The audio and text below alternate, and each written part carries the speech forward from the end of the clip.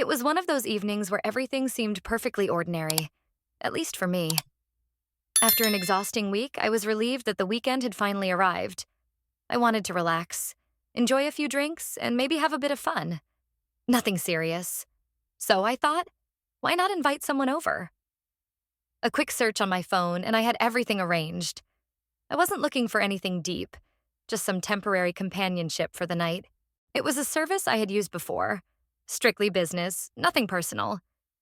Lately, I'd been feeling a little lonely, and a bit of company was all I needed. I sent a message, received a prompt response, and within minutes, the details were set. She'd be arriving in an hour. Perfect timing. I took a quick shower, changed into something comfortable, and settled in to wait.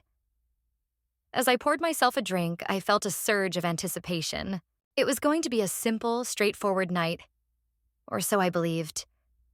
Then, the doorbell rang. I wasn't expecting her quite yet, but perhaps she had arrived early.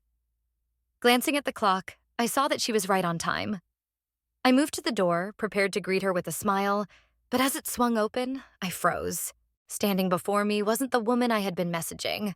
No, it was someone entirely different. Someone I hadn't expected. Someone I didn't immediately recognize. My breath caught as my brain processed the sight. It was Mrs. Henderson, my best friend's mother. I blinked, ensuring my eyes weren't deceiving me. What was she doing here? Hey, Mrs. Henderson, I stammered, still trying to wrap my head around the situation. What brings you here? She offered a friendly smile, one that might have seemed normal under different circumstances, but at this moment, everything about this encounter felt surreal. Her presence at my door was baffling. Hello, Michael, she greeted, her voice steady and composed. Yet, there was something in her expression that I couldn't quite decipher. I happened to be in the area and thought I'd stop by to see if you needed anything. My mind raced, struggling to grasp what was happening. My heartbeat quickened as I attempted to make sense of it all. This wasn't just any unexpected visitor. This was Tom's mother. Tom, my childhood friend, my closest companion. And this was not the kind of visit I ever imagined coming from someone in his family. I remained rooted in the doorway, unsure of how to respond. The plans I had so carefully arranged were suddenly unraveling. The evening I had envisioned had just taken an unforeseen turn. But what could I do? I couldn't just turn her away. I wasn't expecting you, I admitted awkwardly, scrambling for the right words. I thought you were someone else. She raised an eyebrow. Someone else? Who? A wave of discomfort settled over us. I couldn't possibly explain that I had been waiting for someone from a service, someone meant to spend the night with me. That would only make this already bizarre situation even worse. I needed to think quickly. Never mind, I said, forcing a smile. It's just been a long day. Would you like to come in for a bit? I wasn't expecting company, but we can talk for a while.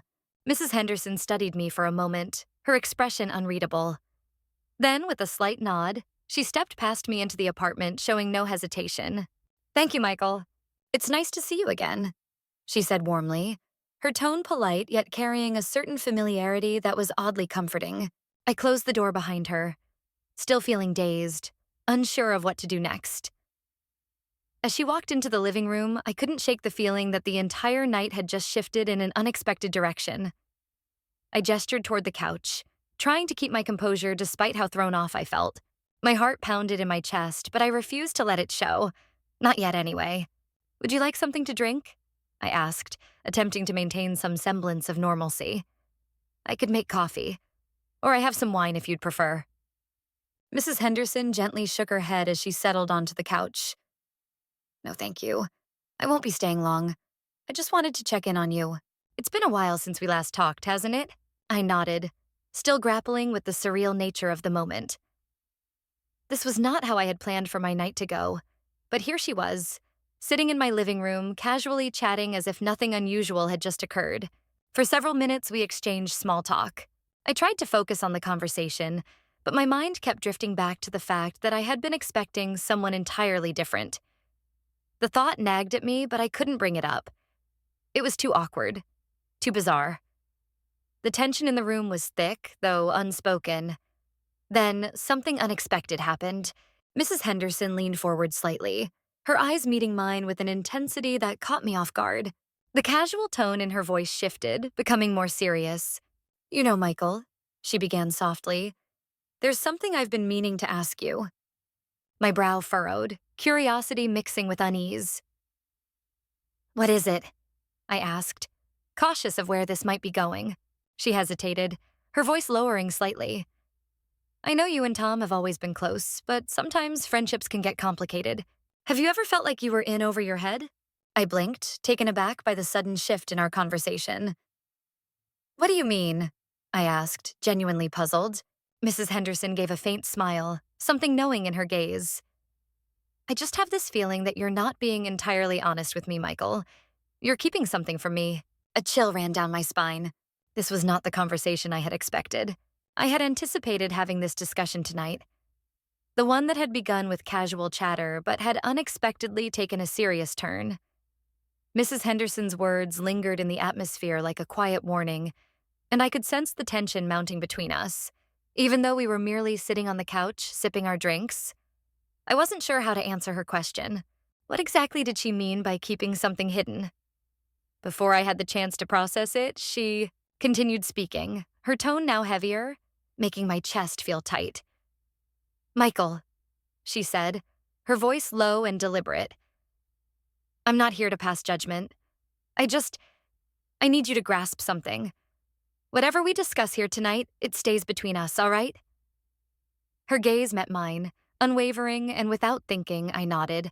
There was something in her eyes that made it difficult to look away, like I was being pulled into something deeper. "I don't want anyone knowing what I do," she went on, her voice barely above a whisper. "It's not something I take pride in, but sometimes you just have to do what needs to be done, don't you?" I was caught off guard. What was she talking about? It wasn't ordinary, that much was clear. There was a weight to her words, an unspoken burden she carried, one she didn't want the world to see. I swallowed hard, unsure how to respond. "I don't really understand, but you don't have to worry. I won't tell anyone." She nodded, her lips curving into a small, grateful smile, though it never quite reached her eyes. "Thank you, Michael. That means a lot." The room fell silent, as if the gravity of her confession had shifted the air between us. My heartbeat pounded in my ears, and I wasn't sure how to break the stillness. Mrs. Henderson wasn't acting like herself.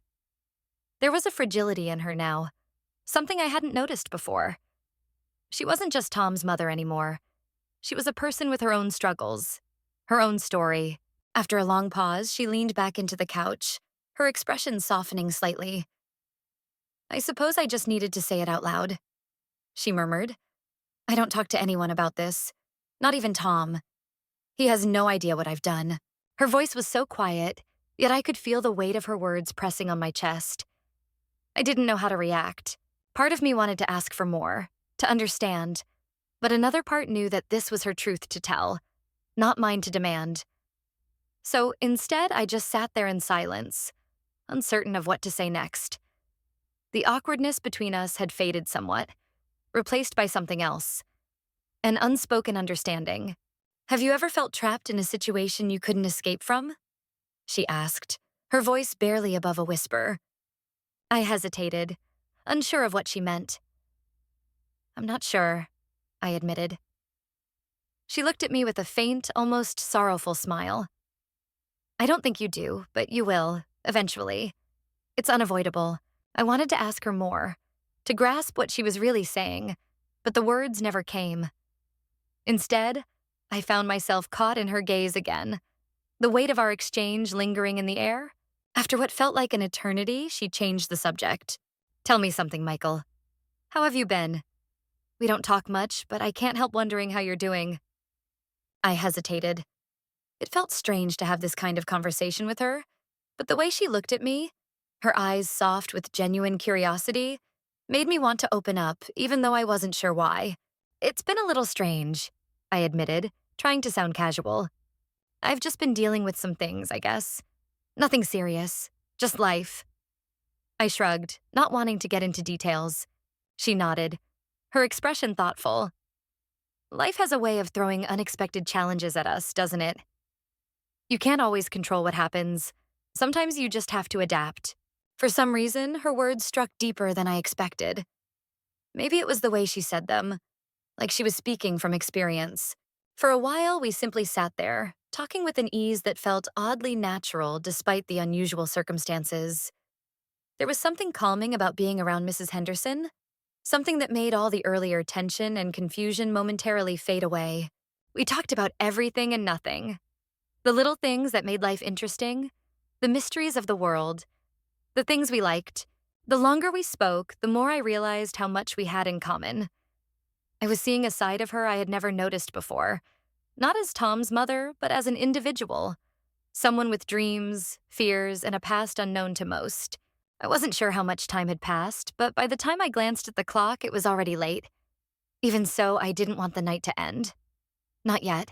Hesitant, I asked, "Do you want to keep talking? I mean, I know it's late, but I don't know. I'm enjoying this." She smiled gently. "I am too. It's been a long time since I've had a real conversation like this. It's nice to talk to someone who isn't judging me or expecting something from me." I didn't know how to reply to that. I didn't want her to feel like she needed to justify herself. I just wanted to be there, the way she had been for me. So we spent the rest of the night in quiet conversation, speaking of everything and nothing at once. For a brief moment, all the strangeness and uncertainty disappeared, and I found myself truly appreciating her company. As the night drew to a close, she rose to leave, her movement still graceful despite the weight of everything we had talked about. "Thanks for tonight, Michael," she said with a warm smile. "It was nice. I won't forget it. Anytime," I replied, a strange warmth spreading through me as she stepped out the door.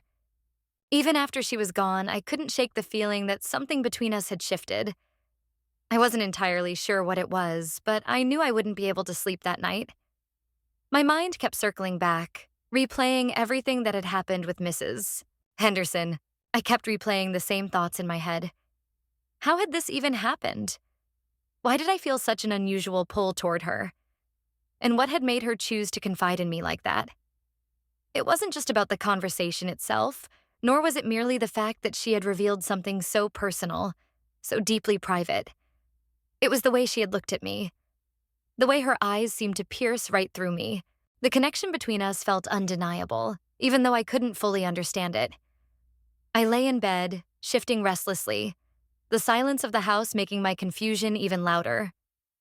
Each time I shut my eyes, I saw her smile, heard the sound of her voice, felt the warmth of the evening we had spent together. But it wasn't just the comfort of that night that stayed with me. It was the sense that there was something more, something unsaid between us. But why? Why was I feeling this way? She was Tom's mother. She was off limits. And yet, the more I thought about it, the more I realized she wasn't just Tom's mom. She was a person in her own right, with her own struggles, her own wants. And in that quiet room, she had let me glimpse a part of herself that no one else had seen. I had to see her again. I needed to figure out what was happening inside me, to understand whatever was unfolding between us. And there was no better time than now. After a sleepless night, I woke up knowing I couldn't put this off any longer. Tom had plans to go out with some friends, which meant he wouldn't be home for hours. This was my chance. If I didn't take it, I might never get the answers to the questions swirling in my head. Grabbing my jacket, I checked the time before heading out the door without hesitation. I had no real plan, no rehearsed words, but I knew I needed to see her. I had to talk to her, to make sense of whatever had happened between us the night before. There was no turning back now. As I drove toward her house, the knots in my stomach tightened with every mile. What if I had misunderstood everything? What if she didn't see things the same way I did? What if I ended up making things awkward, ruining whatever it was we had? But no matter how many doubts ran through my mind, I couldn't shake the feeling that something between us had changed, something that couldn't just be ignored. When I arrived, I remained in the car for a few moments, staring at her front door. My pulse quickened. I was nervous, uncertain. And yet, deep down, I knew I needed to face this, to confront what I was feeling, no matter how uncomfortable it might be. Finally, I stepped out. my legs feeling heavier with each step toward her door. I knocked once, then again. The door creaked open, and there she was, standing before me just as captivating as she had been the night before. But this time, there was a flicker of surprise in her expression. "Michael," she said softly, her voice carrying the same hesitation I felt inside. "What are you doing here?" I swallowed, my throat dry, unsure where to begin. I needed to talk to you about last night." She studied me for a moment, as if deciding whether or not to let me in. After what felt like forever, she stepped aside, opening the door wider. "Come in," she said, her tone warm but guarded. "I wasn't expecting company, but I suppose we can talk." I stepped inside, my mind racing, barely able to process what I was doing. She led me to the living room and we both sat on the couch. But something was different now. There was a tension hanging in the air, something that hadn't been there the previous night. It was as if we were both unsure of where we stood. I don't know how to make sense of last night," I admitted, my voice unsteady. Everything happened so fast and it felt different. It felt real. And I don't know if I'm just overthinking it or if you felt the same way. She was silent for a long time, her gaze distant, as if she were weighing how much she wanted to reveal. Finally, she spoke, her voice calm but full of meaning. "Michael," she said carefully, "I can't pretend that last night didn't matter." She exhaled slowly before continuing. "But you have to understand something. I've lived a long life, and I've made choices. Some that I regret. I've made mistakes that shaped the person I am today.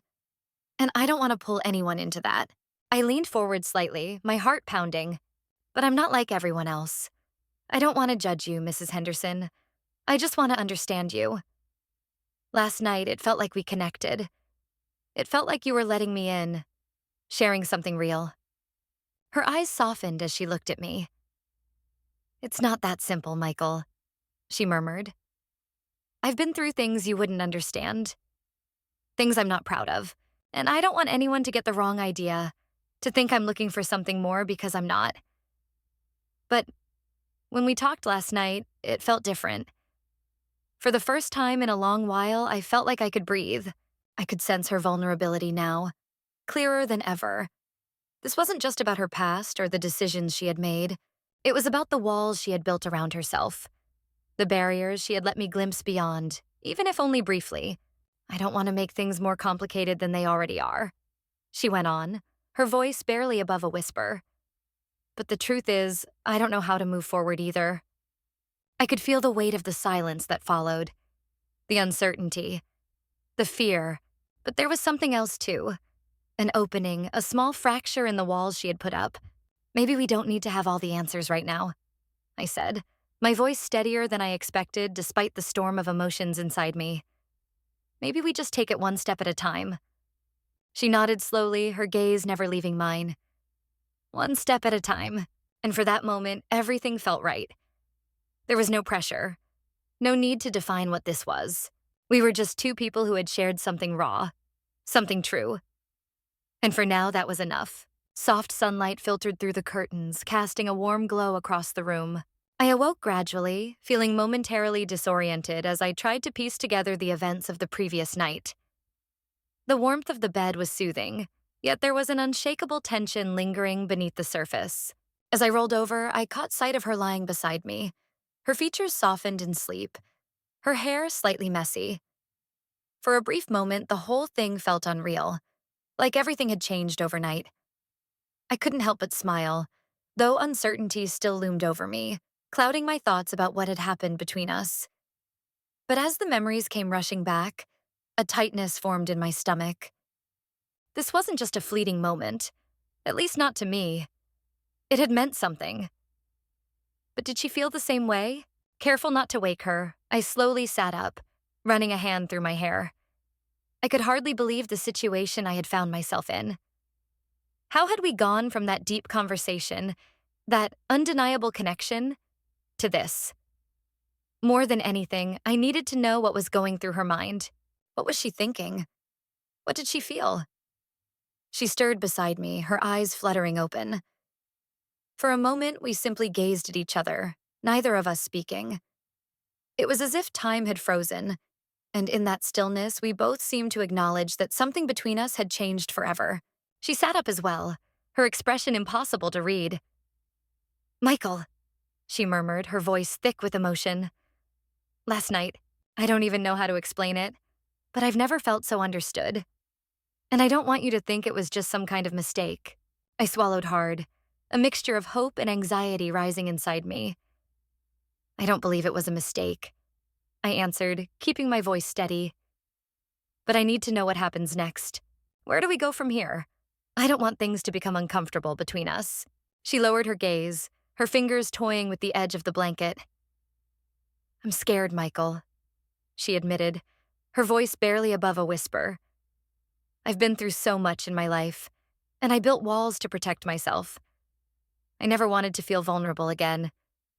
But last night was different, and I'm afraid that what I'm feeling is just a moment of weakness." I saw it then, the raw vulnerability in her eyes, something she rarely let anyone see, let alone me. It made my chest ache. She wasn't just a strong, independent woman. She was someone who had fought her own battles, someone who had closed herself off to avoid getting hurt. And now, after all these years, she was finally allowing herself to feel again. Reaching out, I gently touched her arm. "You don't have to be afraid," I told her softly. "I'm not going anywhere, but I need you to be honest with me too." "What is this? Because I can't keep pretending last night didn't matter." Her eyes met mine, and for a long time we sat in silence, the air between us thick with words left unspoken. When she finally spoke, her voice trembled. "I've been in relationships where I gave too much, and in the end I was left empty. But with you, Michael, it's different. I don't know if I'm ready for something serious, but I can't ignore what's happening between us.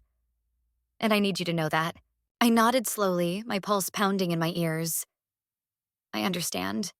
And I feel the same way," I admitted. "But I don't want to rush into anything either. We've both been through a lot, and I don't want to make things harder than they already are."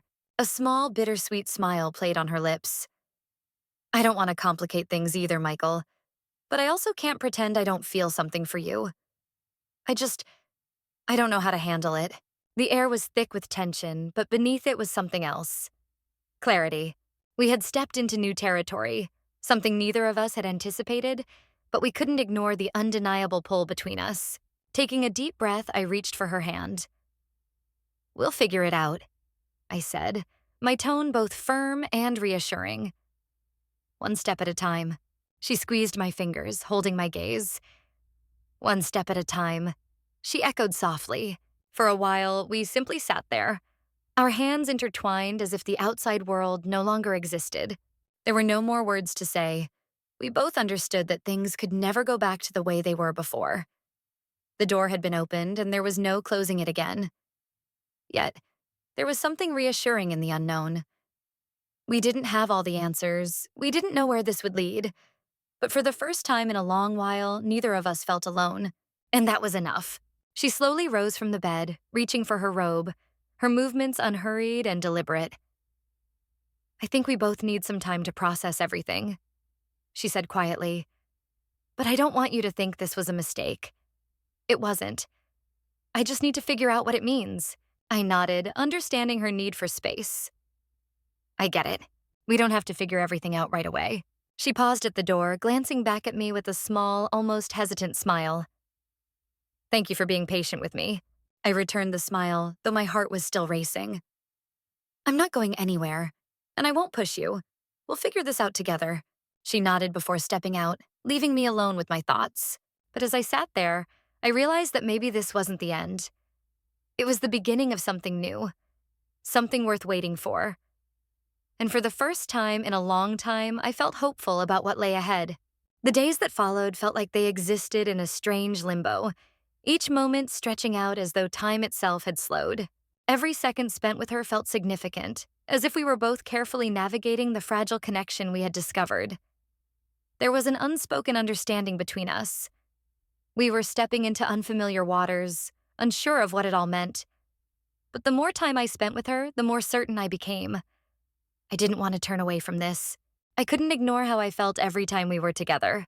There was an undeniable chemistry, something much deeper than simple attraction. It was as if we were two missing pieces of a puzzle finally fitting into place after all these years.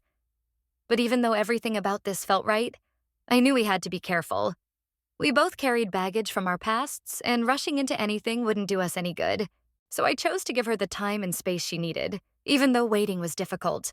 There were so many moments when I wanted to pick up the phone, to tell her how much I missed her. I understood that I had to let things progress naturally. We had already experienced so much together, yet there were still countless things left unsaid. I didn't want to hurry any of it.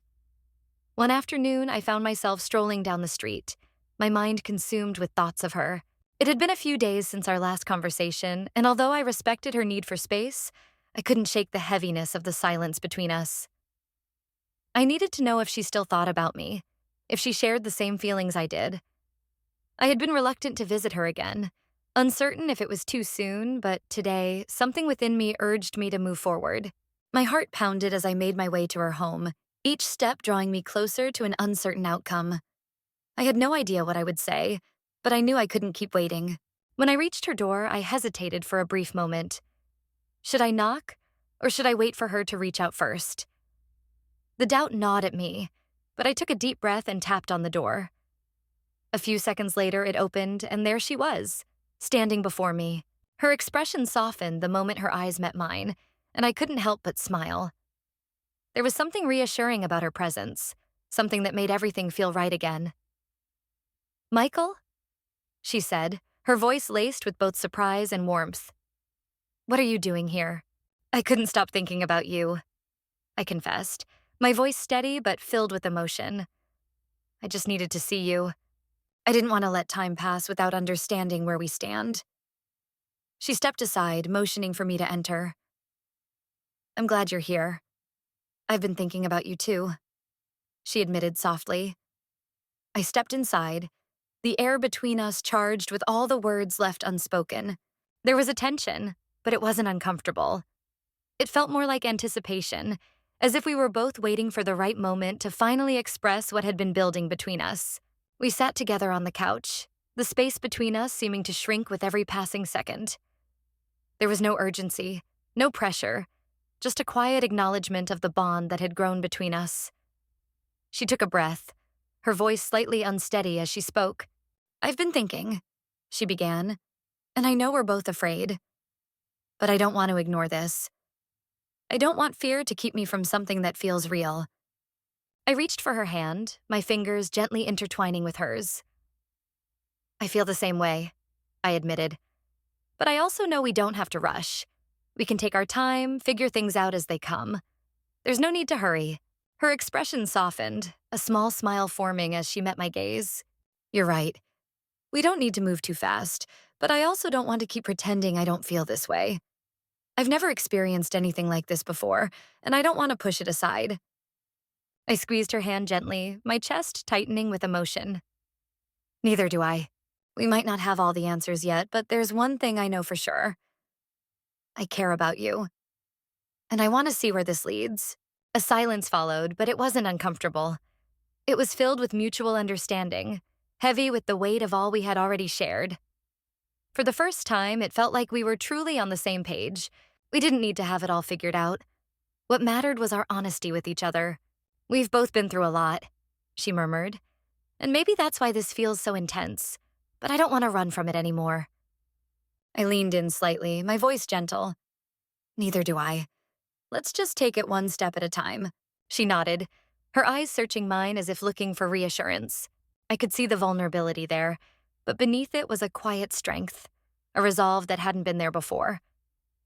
She wasn't the same person I had met all those months ago, and neither was I.